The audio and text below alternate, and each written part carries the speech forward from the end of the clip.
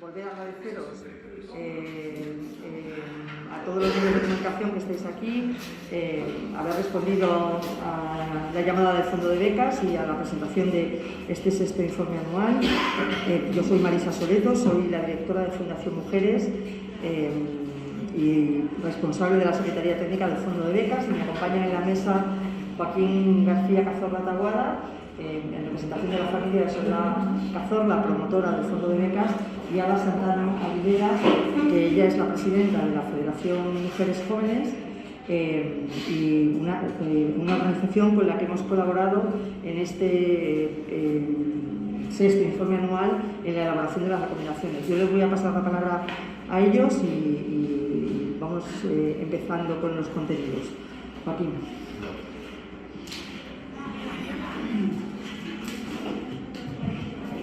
Muchas gracias, Marisa. Muchas gracias a todos por haber asistido esta mañana a la presentación de este sexto informe anual de funcionamiento del fondo. Antes de entrar, digamos, en lo más mundial, que probablemente sean las recomendaciones o las enseñanzas que hemos sacado tras este sexto año de funcionamiento, siempre nos gusta comenzar dando algunos datos de contexto que sitúen un poco el porqué de lo necesario de nuestra actividad. Entonces, conforme a la información pública disponible, desde el 1 de enero de 2013, que es cuando comienzan a recabarse oficialmente los datos de menores huérfanos, hasta el 31 de diciembre de 2021, la cifra de menores huérfanos como consecuencia de crímenes de violencia de género es de 337. Si incluyéramos a los mayores de edad, que la verdad no es muy fácil encontrar una fuente unitaria y fidedigna que incluya las cifras de mayores de edad, el número ascendería a 636 huérfanos como consecuencia de género entre el 1 de enero de 2013 y 31 de diciembre de 2021, teniendo en cuenta que esta cifra conjunta de menores y mayores no contabiliza ningún mayor de edad en 2021 porque todavía no se han hecho públicos los datos que los recopilen. Este año, como novedad en el informe, hemos introducido también un desglose por edades de las cifras de menores huérfanos. Se trata de unos datos que hemos solicitado a la Delegación del Gobierno contra la Violencia de Género y que abarcan desde 2019 hasta 2022. En el juicio del desglose que incluimos en el informe, sí que nos ha parecido interesante destacar que el 67% de los menores huérfanos de la violencia de género se encuentran entre los 0 y los 12 años, entre lo que llamaríamos la primera infancia. Este dato además nos parece relevante porque guarda relación con una de las recomendaciones posteriores, tiene que ver con que no pueda caducar las medidas, ¿no? Derivadas de las sentencias y el cómo acreditar la condición de víctima de la violencia de género. Luego, en cuanto a otro de los datos que nos parece bastante relevante y que siempre incluimos en el informe son el de las ayudas económicas concedidas por la Seguridad Social y específicas para huérfanos de la violencia de género, que está muy relacionada con las ayudas que reconoció la Ley 3/2019, en la que el fondo tuvo una labor de promoción importante. Entre 2019 y 2021 se han concedido un total de 178 ayudas económicas de la Seguridad Social destinadas específicamente a huérfanos de la violencia de género. De estas, 85, es decir, un dato bastante cercano al 50%, se trata de ayudas que adquieren carta de naturaleza con la Ley 3/2019, es decir, ayudas económicas que no existirían de no hacerlo la Ley 3/2019. Son 40 incrementos de la pensión de orfandad, conforme al régimen introducido por esta ley, y 45 prestaciones de orfandad. Y pues como sabéis, la prestación de orfandad era una figura que hasta la Ley 3/2019 no existía. Sí que aquí nos parece relevante también destacar que hemos visto una caída bastante significativa en el ritmo y en el volumen de concesión de estas ayudas.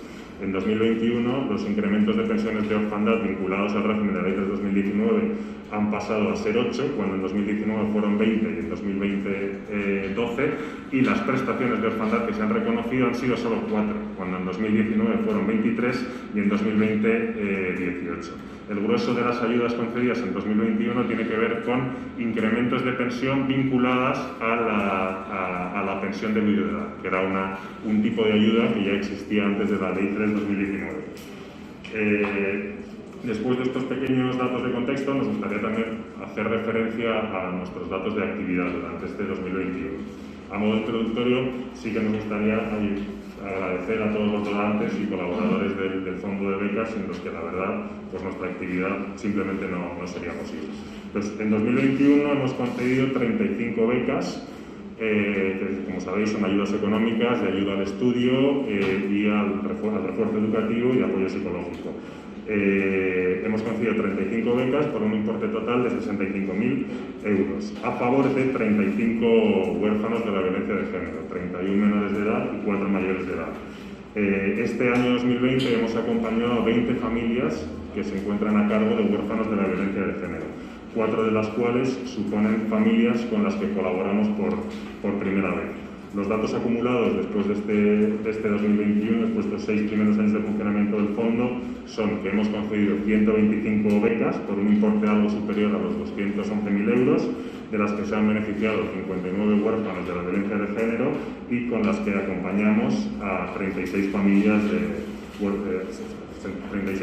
a cargo de huérfanos de la violencia de género. Otro de los servicios importantes que ofrecemos desde el Fondo de Becas desde el primer trimestre de 2019 es el servicio de asesoramiento jurídico gratuito, que bueno, pues, surgió al identificar que las familias a las que acompañábamos tenían muchos problemas o muchas dificultades con cuestiones relacionadas con temas jurídicos. En este 2021 hemos atendido a 37 nuevas consultas y el número de consultas en las que hemos asesorado desde el inicio de funcionamiento de este servicio es de 138. En este punto sí que es importante que vemos que muchas de las consultas que se plantean tienen un componente patrimonial, digamos, o sea, ya sea o para tratar de regularizar situaciones patrimoniales que han derivado de los crímenes de violencia de género, o incluso también muchas tienen que ver con la solicitud de ayudas específicas a las que tienen derecho los huérfanos de la violencia de género. Ya por último, y en cuanto a la labor que hemos desarrollado este año, en la tercera pata yo creo de las labores fundamentales del fondo, que es la que nos gusta llamar como de incidencia política, de actuación de los poderes públicos, este año estamos especialmente orgullosos de 2 hitos. Uno es la aprobación de la Ley Orgánica 2/2022, con la que, entre otras cosas, hemos conseguido que se establezcan ciertas medidas de mejora de la situación patrimonial de los huérfanos de la violencia de género, y además hemos conseguido subsanar ciertas situaciones que quedaron fuera del ámbito de aplicación de las ayudas introducidas por la Ley 3/2019, como es el de los huérfanos de la violencia de género que perdían su condición de huérfano, por ejemplo, por ser adoptados por algún miembro de la familia, o aquellos que quedaban huérfanos pero en los que el asesino de sus madres no era su padre. El segundo hito es un programa de asesoramiento, información y sensibilización para profesionales de la intervención de la infancia y de la violencia de género de Extremadura. Es un programa que ha sido financiado por la Junta de Extremadura con fondos provenientes del Pacto de Estado contra la Violencia de Género, y en el que, entre otras cosas, hemos elaborado unas orientaciones para estos profesionales y para que mejoren el trato o la actuación que tienen respecto de los huérfanos de la violencia de género y sus familias. Y bueno, pues yo creo que en cuanto a una imagen así general de lo que ha sido este año y los datos de contexto, esto sería todo. Bueno, pues como ha dicho Joaquín, parte de la labor del fondo y parte de los compromisos que tiene el Fondo de Becas con las familias y también con lo que son las políticas públicas para atender y reparar el daño de los huérfanos, tiene que ver con las propuestas que hacemos de protección para este colectivo y demás. Este año, además, hemos contado con la colaboración de la Federación Mujeres Jóvenes. Está aquí Ada Santana Aguilera, que es la presidenta actual de la Federación Mujeres Jóvenes. Y lo cierto es que fue esta organización quien nos puso sobre aviso de una cuestión que nos ha parecido muy importante respecto de lo que tiene que ver con el alcance y la consolidación, que es como se llama este informe, de los derechos de los huérfanos de violencia de género, especialmente de aquellos que están, digamos, los que están en los primeros años de la mayoría de edad, por decirlo de alguna manera. general. Se trata de propuestas de carácter general, yo le voy a pasar la palabra ahora a ella para que explique cuál es la campaña que ha iniciado la Federación Mujeres Jóvenes y un poco pues, las cuestiones que nos han parecido relevantes, porque son también especialmente relevantes para huérfanos y huérfanas de violencia de género. Nada.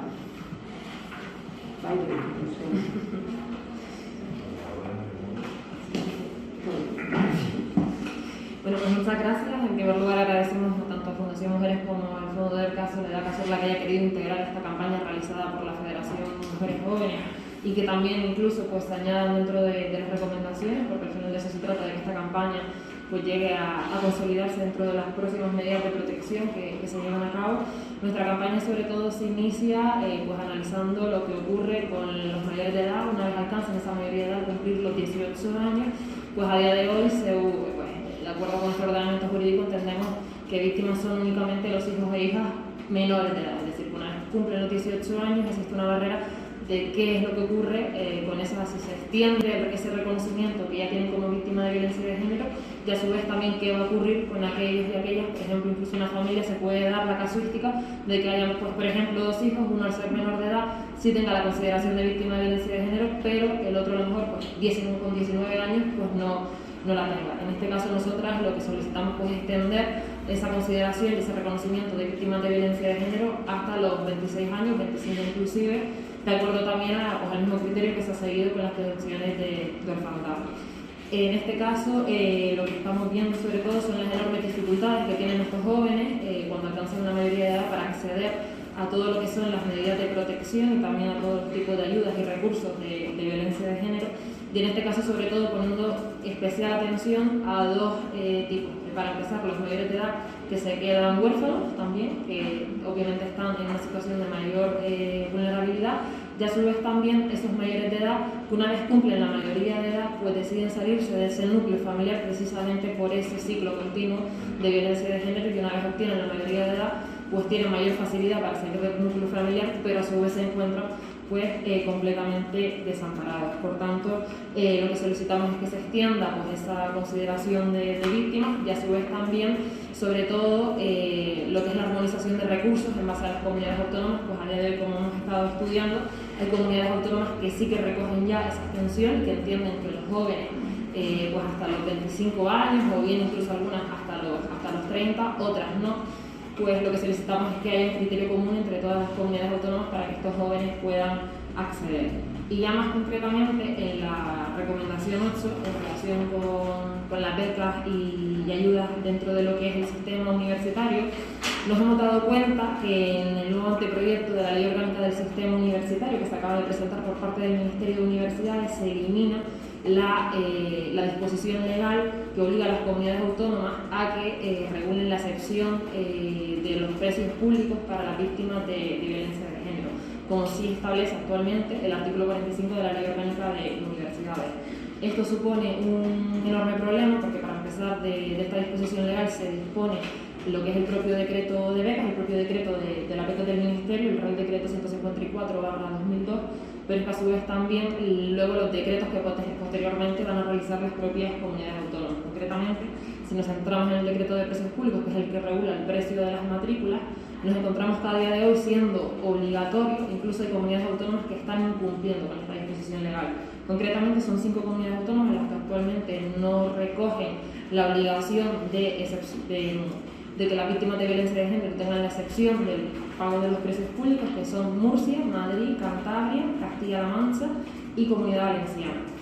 Además a ello se suma que sí que hay otras comunidades autónomas que en este sentido es bastante positivo, pues la gran mayoría contemplan el reconocimiento de víctimas para los y las jóvenes mayores de edad, para los hijos e hijas mayores de edad, lo cual es bastante positivo. Incluso muchas comunidades autónomas, como por ejemplo son Cataluña, o como es el País Vasco, como es Castilla y León, recogen también esa consideración hasta los 26 años, lo cual es positivo, pues han seguido el mismo criterio que nosotras estamos solicitando, y por tanto lo que reivindicamos es que en este nuevo anteproyecto se recoja, por supuesto, que la excepción para las víctimas de violencia de género, pero además incluso dar una definición común que permita pues que no haya desigualdades entre las comunidades autónomas y que por lo menos pues haya una garantía mínima para los hijos e hijas, y por supuesto que las 5 comunidades autónomas que actualmente no están cumpliendo con esta disposición legal pues sí que lo integren en sus decretos.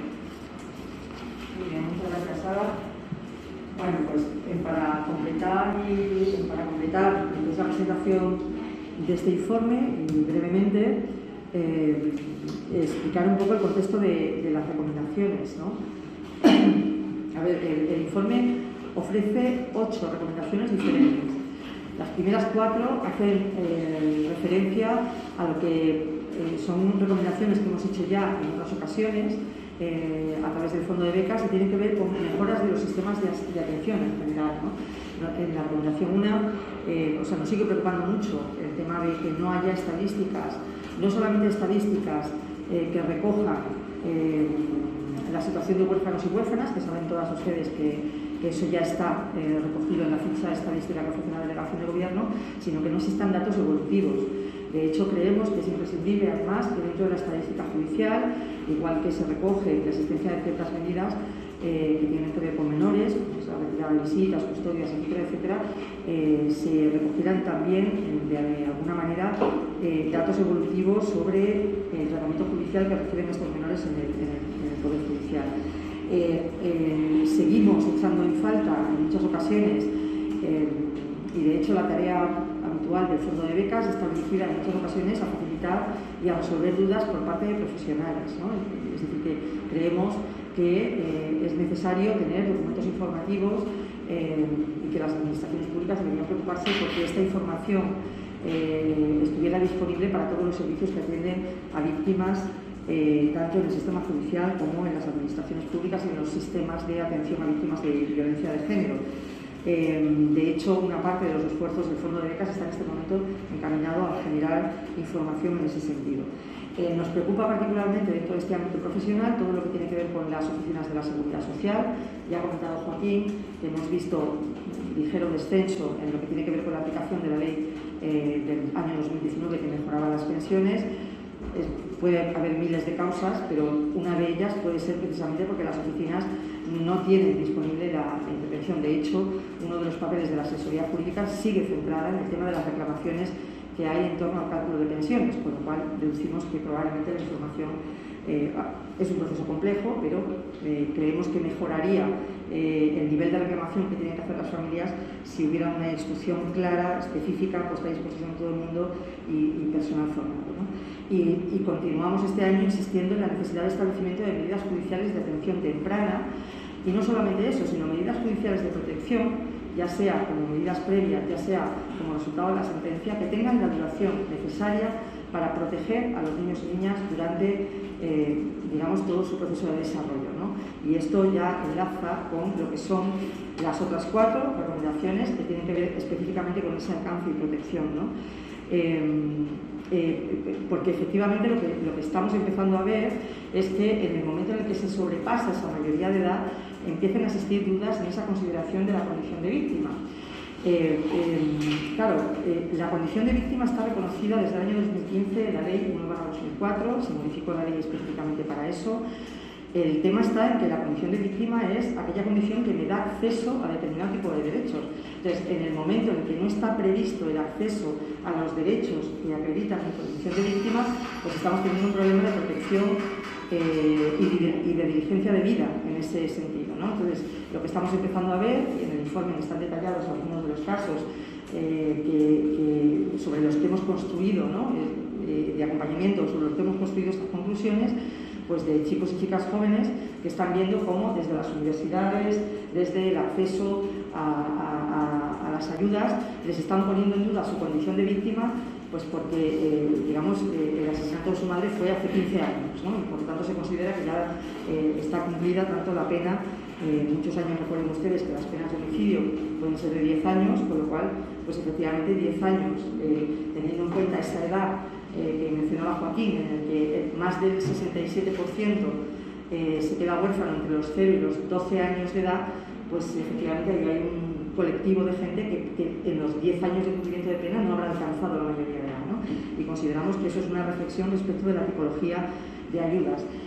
Y creemos además que es importante para estos supuestos y para que no quepa ninguna duda que se plantee un dispositivo, un mecanismo para la acreditación de la condición de víctima de los hijos e hijas de las mujeres asesinadas. Probablemente de todas en general, pero particularmente de las mujeres asesinadas. Piensen ustedes además que nos estamos encontrando con algunos casos en los que esta acreditación de la condición de víctima puede ser relativamente compleja, y estoy pensando en este momento en los casos de suicidio, ¿no? Por ejemplo. Es decir, que no siempre existen resoluciones judiciales de forma inmediata para poder acreditar, ¿no? Y efectivamente lo que nos hemos encontrado, y está descrito en los casos, es que en algunos supuestos lo que son los documentos que habitualmente se aceptaban, como era la sentencia condenatoria o la sentencia por el asesinato de la madre, pues están siendo denegadas en algunos dispositivos administrativos para el acceso a las ayudas, sobre todo el tema de las becas que ha explicado Ana. Por lo tanto, además de pedir esa consideración, esa acreditación de la condición de víctima que hacemos de la recomendación número 6, creemos además que a esa acreditación de la condición de víctima deberían sumársele derechos efectivos, y derechos efectivos que incluyan no solamente a menores de edad, sino también a jóvenes en la primera mayoría de edad. Creemos que existe ya una frontera que está claramente fijada sobre el ámbito de protección, que es la que establece la propia Seguridad Social, es decir, las pensiones de orfandad están diseñadas para menores de edad, pero también para mayores que estén estudiando. Bueno, pues hasta los 26 años, ¿no? Bueno, pues este mismo criterio de menores dependientes o que estén estudiando hasta los 25 o 26 años, creemos que debería ser el criterio general para todas las ayudas de comunidades autónomas y todas las ayudas que existan en el Estado central. Además, creemos que esta mención específica a estos jóvenes tendría que tener pues, una referencia no solamente en el sistema de becas, como ya van a presentar la Federación Mujeres Jóvenes, sino también en todas las ayudas a la vivienda, a la emancipación, etcétera, etcétera, para que pudieran hacerse efectivos a partir de este nivel. Nos parece importante tanto el reconocimiento como la existencia de un mecanismo de reconocimiento de la condición de víctima que facilite entrar. En ese sentido, también estamos proponiendo que se revisen los derechos que están asociados al artículo 10 del Estatuto de la Víctima, es decir, que recuerdan ustedes que en el año 2015 el Estatuto de la Víctima hace un reconocimiento del contenido de los derechos de menores de edad, y que dice que todos los derechos procesales que están recogidos en esa ley lo son para la madre y también para sus hijos e hijas, ¿no? Bueno, pues, digamos, no sabemos todavía si es necesario modificar o no el artículo 10, pero desde luego sí un reconocimiento específico del contenido de los derechos que están contemplados en esa ley para que puedan ejercitarse, en este caso, por familiares directos de primer grado, que serían los hijos e hijas, que supuestamente estarían incluidas en esa ley, pero que no queda claro en relación con algunas de las cuestiones que están en el propio Estatuto de la Víctima, en relación con los derechos procesales o los derechos sociales asociados a las ayudas de las diferentes administraciones públicas. Y la recomendación 8, que ya he explicado estupendamente bien nada, que sería el tema de que en el sistema de becas, desde luego, se mantenga la mención a las víctimas de violencia de género, y que esa mención hecha a las víctimas de violencia de género incluya indubitativamente a sus hijos e hijas, y particularmente a los hijos e hijas que están en situación de cursar estudios oficiales universitarios, y que por lo tanto han superado la mayoría de edad, porque también llega a la universidad antes de los 18 años más o menos, ¿no? Es decir, que es el punto. Y este sería un poco el planteamiento del informe. Como siempre, en este caso con la ayuda de la Federación Mujeres Jóvenes, vamos a plantear esta serie de reivindicaciones ante las administraciones y las organizaciones que habitualmente nos ayudan. Reitero los agradecimientos que ha hecho Joaquín en relación con la Junta de Extremadura, que nos ha permitido ensayar un modelo de colaboración con el tejido profesional del territorio, particularmente a la Comisión de Seguimiento del Pacto de Estado contra la Violencia de Género y dentro de ella al Grupo Parlamentario Socialista, que han sido los que han impulsado esta nueva ley de mejora de la situación de huérfanos y huérfanas. Y bueno, pues como ven ustedes, nosotros seguimos trabajando y pondremos en conocimiento de las diferentes administraciones públicas. Y no terminar esta rueda de prensa sin decir que tanto desde Fundación Mujeres, estoy convencida que desde la Federación Mujeres Jóvenes, desde el Fondo de Becas, su comité y las personas que estamos, pues condenamos la lamentable situación de este fin de semana en el que 4 mujeres han sido asesinadas. Al menos 2 de ellas nos consta que tienen hijos e hijas que van a necesitar atención, algunos de ellos muy pequeños, y que por lo tanto necesitarán atención durante mucho tiempo. Entendemos que la diligencia de vida que le pedimos al Estado tiene que ver con el acompañamiento que lleva a estos niños y niñas no solamente en los momentos de crisis, sino hasta su pleno desarrollo, ¿no? Esa es la filosofía de trabajo del fondo y eso es lo que le vamos a pedir a las instituciones públicas y eso es lo que pretendemos con las recomendaciones que estamos haciendo. Y con esto yo creo que esta es la presentación. Recordarles que tanto la nota de prensa que les hemos facilitado como el informe van a estar colgados en unos minutos a partir de la página web y se podrán consultar ahí toda la documentación y todos los elementos que les hemos expuesto y a su disposición.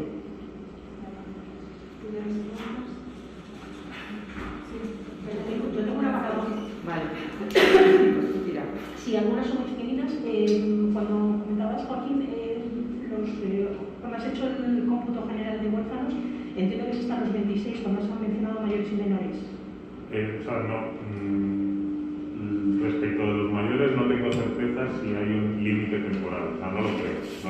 Pero cuando das la cifra de 636 desde 2013... Ahí incluyo los 337 menores huérfanos, que esos son datos rigurosamente recogidos por la delegación, y luego recabando datos del Observatorio del Consejo General y recabando datos del Observatorio también de la Delegación de Gobierno, o sea, en el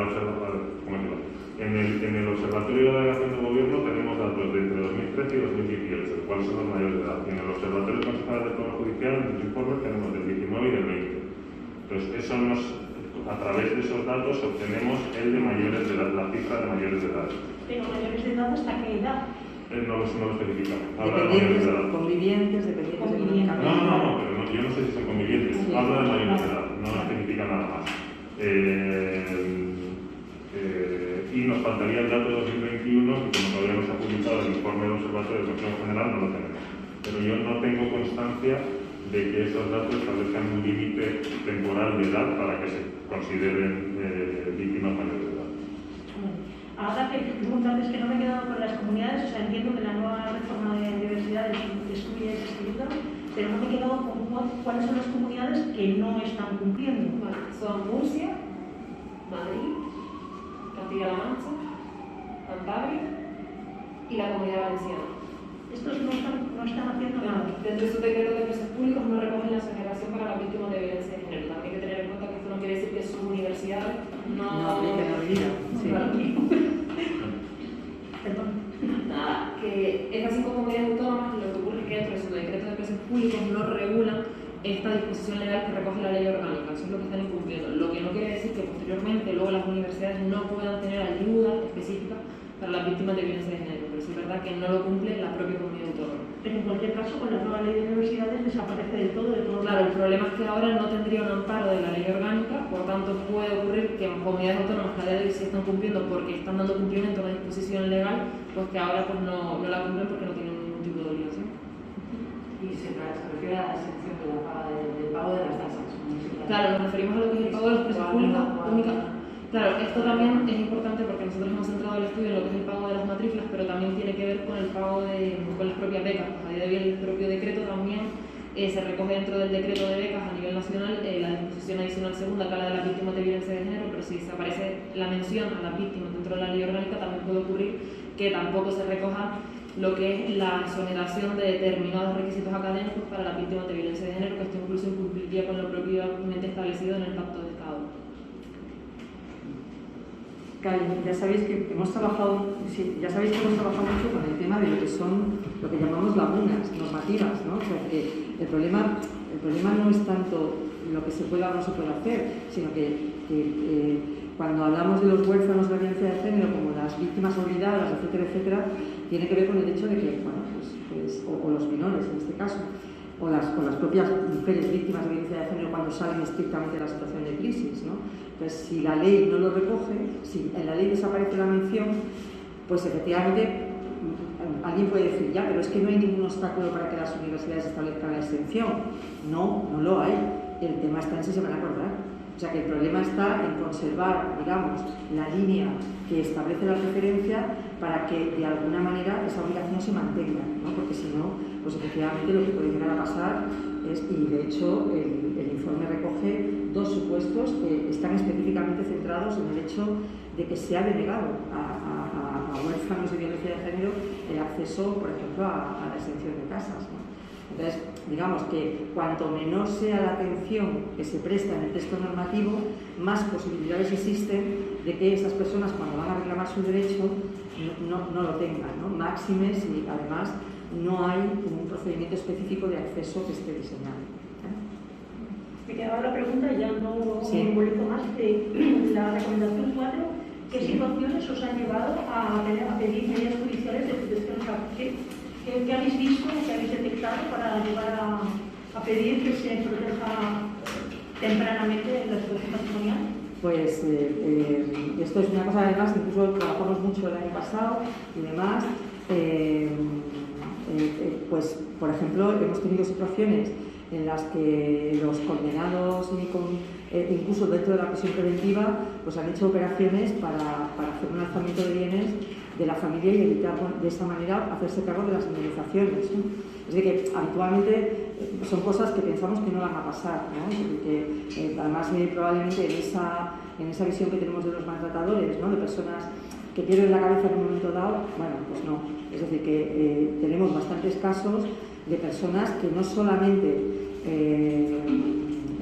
realizan el asesinato, sino que se detecta una planificación patrimonial de alzamiento de bienes. ¿Se puede o no denunciar? ¿De acuerdo?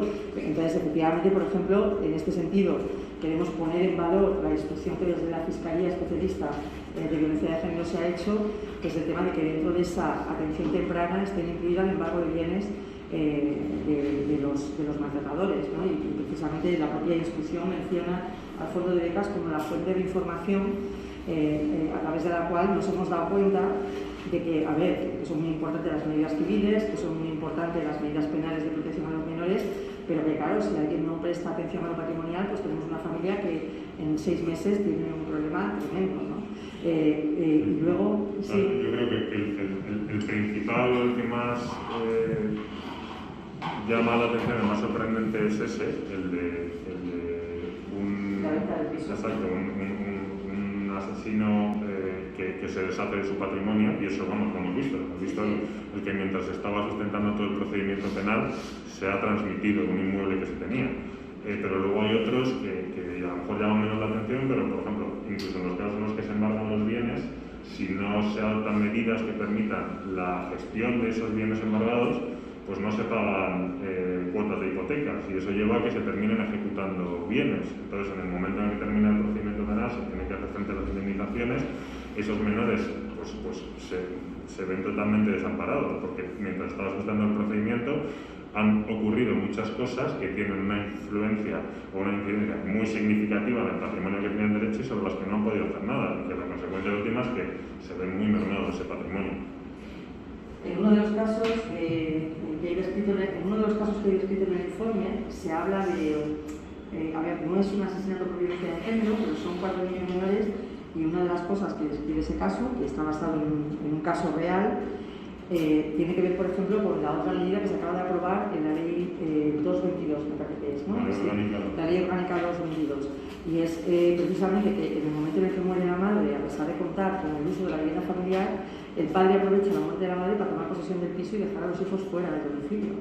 Entonces, parece mentira, o sea, no entra dentro de la cabeza de la buena gente, pero esas cosas pasan, ¿no? Y entonces, por ejemplo, la medida que se ha aprobado en la ley 222 de que los hijos y las hijas tengan una mayor presencia en la disolución de gananciales, de momento los asesinatos por violencia de género y demás, pues consideramos que también es una buena práctica, y en ese sentido pues también tenerla en cuenta, ¿no? Probablemente excede de la pregunta que me has hecho, pero digamos que todo el procedimiento judicial tiene mucho que ver con la situación de protección posterior que tengan, ¿no? Y que efectivamente entendemos perfectamente que los operadores judiciales y otros operadores jurídicos en el día del asesinato estén centrados, digamos, en las cuestiones moyales, penales, pero la recomendación tiene que ver, oye, es que esa misma noche hay que empezar a pensar en que si esta familia tiene patrimonio que adoptar estas medidas, ¿no? Y esas serían las de atención temprana.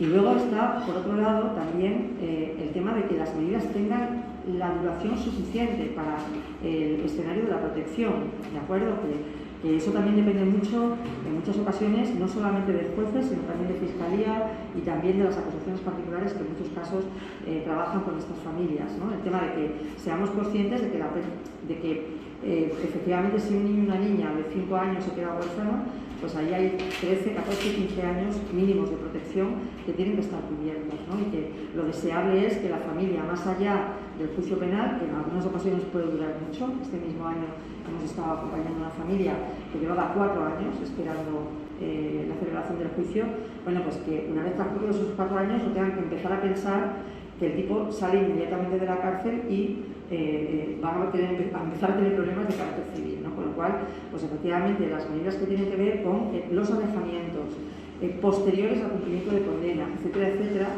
deben dar tiempo suficiente para que efectivamente estas familias durante la adolescencia de los chicos y las chicas no se vean en la tesitura de tener que tomar alguna determinación. Es verdad que en este momento es mucho más frecuente que las sentencias tengan este tipo de medidas y tengan este tipo de medidas de largo recorrido, ¿no? Pero no lo ha sido, con lo cual recordemos que hay muchas familias que todavía probablemente tienen menores de edad a cargo que viven con el miedo de encontrarse con el agresor, que viven con el miedo de que el agresor pueda, o la familia del agresor pueda hacer una petición de régimen de visitas o este tipo de cuestiones que ya sabéis que son también muy preocupantes en otros ámbitos de la violencia de género.